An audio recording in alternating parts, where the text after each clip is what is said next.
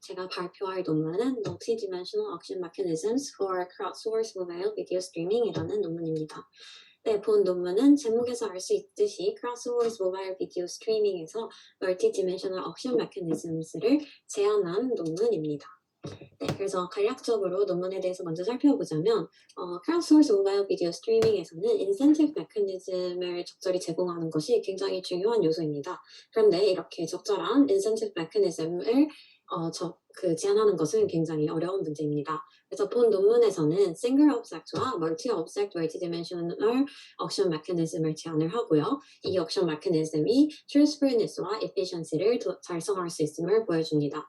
또한 이런 제안한 mechanism이 non-cooperative streaming을 48.6%나 소셜 웰페어 면에서 앞선다는 것을 보여주고요. 또한 한 데모 시스템에서는 각각 그 리소스를 제공하는 사람과 그 도움을 받는 유저가 그들의 효용을 15.5%와 35.4%를 협력을 통해서 올릴 수 있음을 보여줍니다. 네, 그 다음에 이제 간략히 백그라운드에 대해서 살펴보겠습니다. crowdsourced mobile streaming은 모바일 사용자가 협력적으로 그룹을 형성을 하고 네트워크 리소스를 공유함으로써 보다 효과적인 모바일 비디오 스트리밍을 할 수 있도록 하는 시스템입니다. 이 CMS 시스템은 Adaptive Bitrate Video Streaming 테크놀로지에 굉장히 적합한데요. 이 ABR 기술은 비디오가 여러 비디오 세그먼트로 분할을 하고 각 비디오 세그먼트가 여러 비트레이트로 인코딩이 됩니다. 그리고 비디오 사용자는 자신의 선호도와 이제 실시간 네트워크 상태에 따라 각 세그먼트의 비트레이트를 선택할 수 있게 하는 그런 기술입니다. 그래서 이런 CMS 시스템의 성공의 가장 중요한 요소는 proper incentive mechanism을 제안하는 것입니다. 이런 적절한 인센티브 메커니즘을 디자인을 할 때 이런 세 가지 요소를 고려를 해야 되는데요. 먼저 receiver selection을 고려해야 되고 그 다음에 적절한 bitrate adaptation을 어떻게 선택할 건지 고려해야 되고 또 다운로드 받는 사람이 비용을 얼마나 보상받을 것인지 비용 보상에 대한 내용도 고려를 해야 합니다. 그런데 이런 CMS 시스템에서 이런 인센티브 메커니즘을 디자인하는 것은 굉장히 어렵습니다.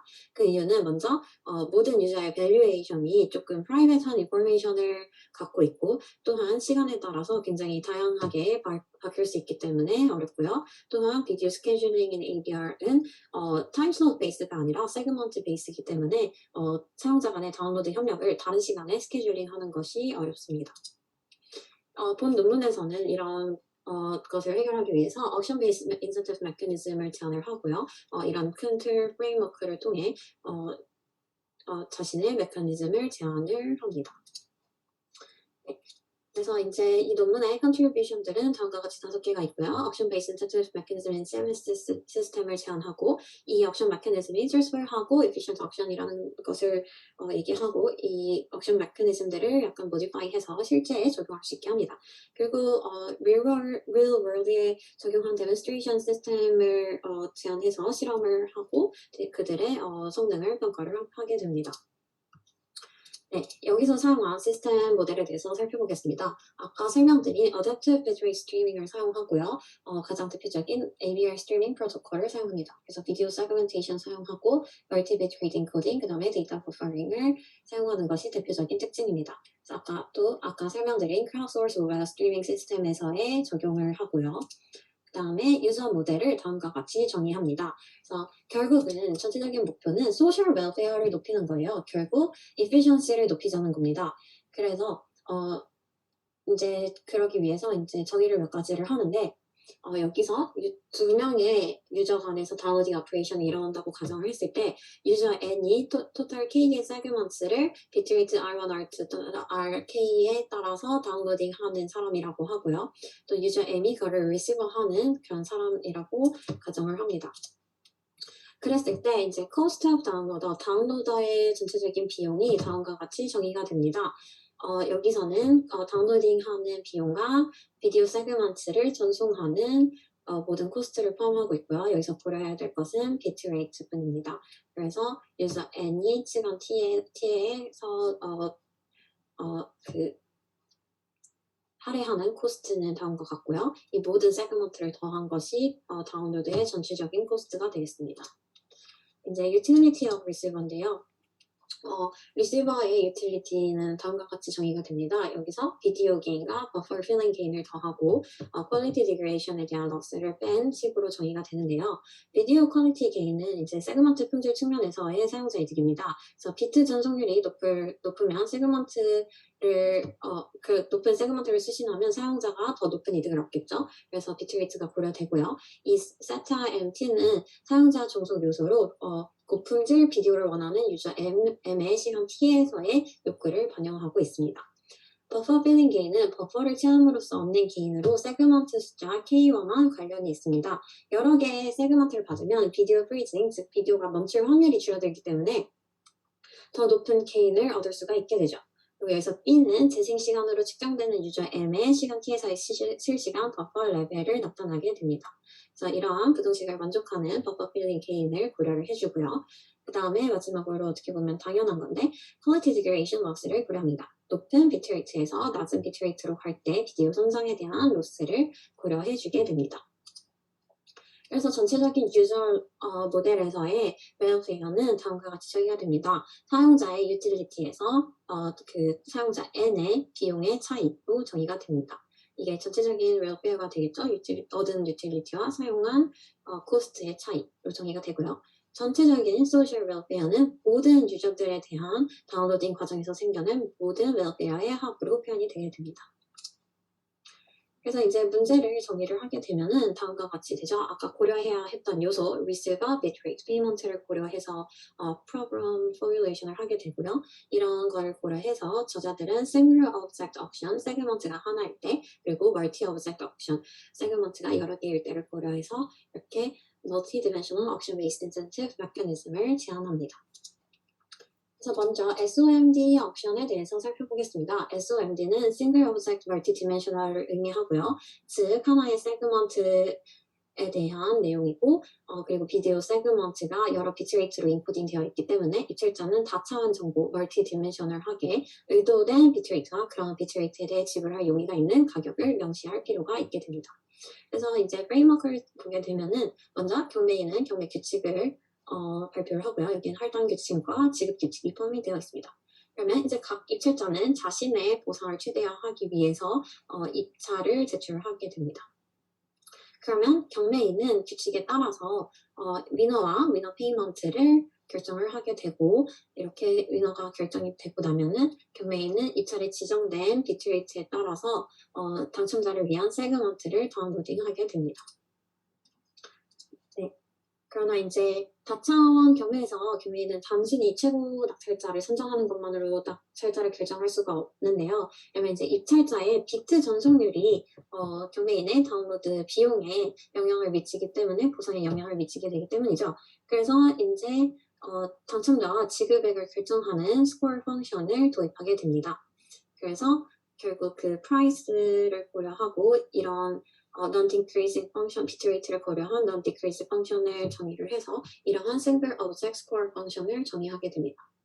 그래서 이제 저희의 첫 번째 메커니즘을 살펴볼 수가 있는데요. second score auction이라고 하는 첫 번째 메커니즘이고요. 여기서 낙찰자는 최고 점수를 받은 입찰자가 결국 낙찰자가 되게 되고요. 가격은 이제 승자의 비트레이트에서 두 번째로 높은 스코어를 도출한 가격을 페이먼트로 결정하게 됩니다. 네, 이제 다음은 truthfulness와 optimal bitrate에 대한 내용인데요. 먼저 truthfulness에 대해서 살펴보면은 이제 비트레이트 입찰 전략 RM을 고려할 때 입찰자 M의 이제 최적 가격은 비트레이트에서 그의 진정한 효용으로 정의가 되게 됩니다. 아까 저희가 정의한 유틸리티가 결국 진정한 효용이다라는 내용이고요. 그 다음에 제한 2를 살펴보면 optimal bitrate에 대한 내용이고요. 자신의 이익을 극대화하기 위해 이제 각 입찰자는 유틸리티와 SR의 차이를 최대화하는 비트레이트를 선택을 하게 되고 최적화된 비트레이트에서 동일한 가격 P를 선택해야 된다는 내용입니다. 그래서 비트레이트에 대한 유연한 선택으로 최적의 솔루션이 항상 존재하며 각 입찰자는 계산 복잡도가 낮은 지역 정보와 경매자가 발표한 정보를 기반으로 최적의 솔루션을 계산할 수 있게 됩니다. 다음은 efficiency에 대한 내용이고요. 결국 이제 아까 명시된 제한 1과 2와 입찰 행태 second score 펑션은 이렇게 정의가 되고요. second score 펑션 그 score 펑션에 따라 결국 사회 복지를 극대화하는 효율적인 메커니즘을 구현할 수 있다라는 내용입니다. 네, 이제 다음은 multi-object action mechanism에 대한 내용입니다. 아까와 같은데 이제 multi-object가 됐죠. 결국 여러 개의 K 세그먼트를 여러 입찰자에게 할당할 수 있는 내용입니다.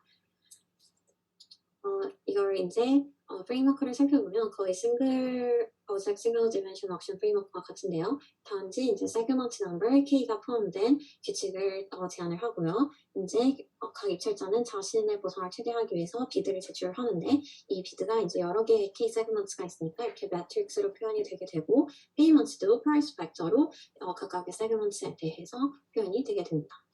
그러면 이제 똑같이 경매에 있는 경매 규칙에 따라서 할당 세트와 각 입찰자가 지불해야 하는 지불 세트를 결정을 하게 되고 이제 각 세그먼트의 다운로드 비트 전송률을 이제 제출된 비트 전송률과 동일하게 하여 다시 다운로딩하게 됩니다.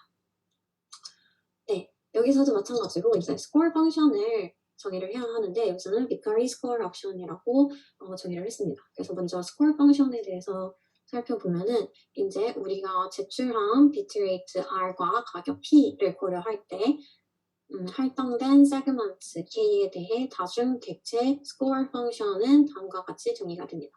그래서 아까 같은 식으로 정의가 됐는데 다만 세그먼트 K가 붙었을 뿐이고요. 메커니즘 2는 이제 이렇게 정의가 됩니다. Vicary Score Option이라고 하고요. 두 번째 메커니즘입니다.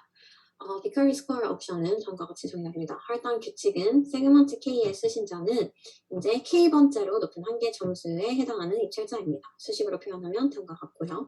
페이먼트 룰은 이제 입찰자 M이 K 세그먼트에서 낙찰된 경우 그의 지급은 제출한 비트레이트에 따라서 도래한 손해 점수에 해당이 됩니다. 그래서 결국 수식으로 표현하면 다음과 같습니다. 여기서도 역시 truthfulness와 optimal bit rate에 대해서 살펴볼 건데요. 네, truthfulness부터 살펴보면 입찰자의 실적 가격 벡터 P는 비트레이트 행렬 RM에서의 true utility이다 라는 내용이고요.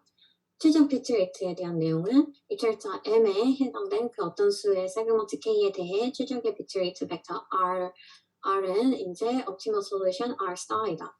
그래서 결국 예상되는 보상을 최대화한다라는 내용입니다. 마찬가지로 efficiency에 대해서 살펴보면 각 입찰자가 제한 3과 최적 가격과 이제 제한 4의 최적 비트레이트를 기준으로 입찰을 제출하면 효율적인 점수 기능을 가진 Vicary Score Auction 경매가 결국 social welfare를 극대화한다는 내용입니다. 이제 mechanism 3를 정의할 건데요. 네, modification of bidding participation in mechanism 2라고 보면 됩니다. 여기서는 이제 뭐냐면 저자들이 두 개의 경매 기반 인센티브 메커니즘을 제안을 했는데 각 경매에서 사회복지가 사회복지 극대화가 결국 독립적으로 수행이 되기 때문에 여러 경매에 여러 회차에 걸친 장기적인 관점에서 사회복지가 반드시 최대치를 달성하지 못할 수도 있습니다. 따라서 예상하지 못한 비트레이트 저하와 거부 반응을 이제 피함으로써 장기적인 사회복지를 증가하기 위해서 이제 이러한 제한된 메커니즘을 수정하는 메커니즘을 제안을 했는데요. 결국 여기서 제안하는 거는 입찰자가 필요하다면 입찰을 자제할 수 있도록 하여서 경매인이 할당 및 지급 규정과 함께 경매 시작을 알린 후에 입찰자는 이제 다음과 같이 두 가지 불평등이 모두 충족될 경우 입찰을 거부할 수 있다는 겁니다. 네, 그래서 결국 내용은 경매인의 링크 용량이 낮아서 사용자를 위한 다운로드가 거부 반응을 일으킨 경우 그리고 경매인의 링크 용량이 사용자에게 할당되는 다운로드 용량보다 낮을 경우 다운로드를 거부할 수 있다라는 내용입니다. 네, 그래서 이제 결과를 보게 될 건데요. 네. 결과를 보게 되면 이거는 무작위로 생성된 500개의 네트워크 시나리오에 대한 비교 결과고요. 비교를 한 경우 이제 각각 social welfare, average bit rate, 그리고 rebuffer, 그리고 quality degradation 면에서 제한된 comparation multidimensional한 메커니즘이 다 더 좋은 성능을 나타냈다라는 것을 보여줍니다. 그 다음에 auction overhead에 대한 결과인데요. 경매당 이제 비용이 증가함에 따라서 결국 소셜 웰페어는 사실 감소를 하고 있지만 키가 클수록 이제 오버헤드가 결국 증가하고 있기 때문에 K가 클수록 오버헤드가 작기 때문에 K가 큰 것이 결국 하나의 싱글 옵션 K가 1인 것보다는 나을 수 있다라는 것을 보여줍니다. 결국은 멀티 오브젝트를 수행하는 것이 싱글 오브젝트를 수행하는 것보다 오버헤드가 작다라는 것을 보여주는 거고요. 그 다음에 마지막으로 이제 실제적으로 시나리오를 짜서 적용을 했을 때를 나타냅니다. 자, 여기서 보게 되면은 결국 이런 C와 D가 A와 B의 도움으로 리버퍼에 시달리지 않는 현상을 보여주는 그래프고요. 또한 웰페어도 코퍼레이션 한 개 더 잘 나온다라는 내용이고, 이 피겨 9 같은 경우는 이제 인터넷이 이렇게 디스커넥티드 된 경우에 사실 비트 전송률이 감소하지만 여전히 사용자 A의 도움을 받아서 꾸준히 동영상을 시청할 수 있게 되는 CMS 시스템의 실질적인 이점을 보여주는 내용입니다. 네, 그래서 이제 결론적으로 이 CMS 시스템은 모바일 사용자가 서로 용량을 공유할 수 있어서 굉장히 좋은 거다. 근데 이런 걸 하기 위해서는 인센티브 메커니즘이 필요했고, 따라서 본 연구에서는 소셜 웰페어를 극대화할 수 있는 메커니즘을 제안하였습니다. 그리고 이제 데모 시스템을 컨스트럭트하고 real world performance를 이벨루에이션을 했고요. 그리고 퓨처 워크로 이제 유저들이 미래를 예측하면서 유동적으로 서로 간의 협력을 가능하게 하는 메커니즘을 설계하는 것이 퓨처워크가 되겠다라고 하며 논문을 마쳤습니다. 네, 이를 끝으로 제 발표도 마치도록 하겠습니다. 감사합니다.